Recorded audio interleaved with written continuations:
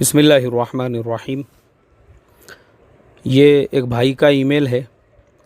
انہوں نے لکھا ہے کہ 5 سال پہلے ان کے بھائی کا انتقال ہو چکا ہے اور بھائی کی جو بیوہ ہے وہ پڑوس کے مکان میں ہی رہتی ہے، جن کو 3 بچے ہیں، لیکن گھر کے جو لوگ ہیں وہ بھائی کی بیوہ کے ساتھ میں صحیح سلوک نہیں کرتے۔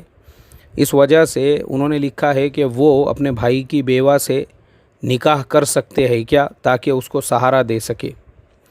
دیکھو بھائی، جنہوں نے یہ ای میل کیا ہے، میں آپ کا نام لینا مناسب نہیں سمجھتا ہوں، لیکن 5 سال ہو چکے ہیں ایک عورت کو اس کے شوہر کا انتقال ہو کر، اس کی عدت گزرنے کے بعد 5 مہینے کے اندر اندر یار اس کا دوسرا نکاح کر کے دے دینا چاہیے تھا، کیونکہ 4 مہینے 10 دن جو ہے وہ بیوہ کی عدت ہے۔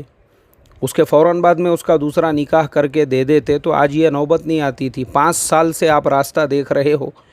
اصل پرابلم ہمارا یہ ہے، ہم جس سماج کے اندر رہتے ہیں تو ہمارے دل و دماغ سے ابھی تک وہ ہندوانہ رسوم نکلی نہیں ہے، کیونکہ ہم لوگ سب کنورٹڈ مسلمان ہیں۔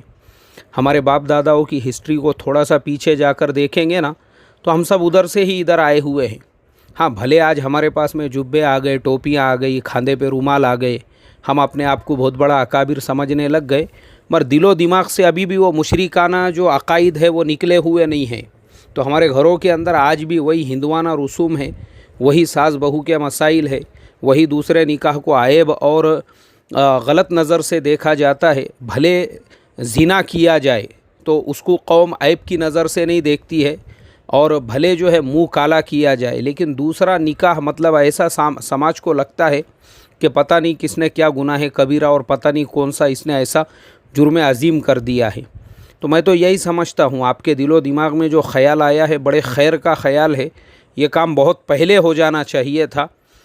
ٹھیک ہے، دیر آیت درست آیت، فوراً آپ نے اپنے بھائی کی جو بیوہ ہے اس کے ساتھ میں نکاح کر لینا چاہیے۔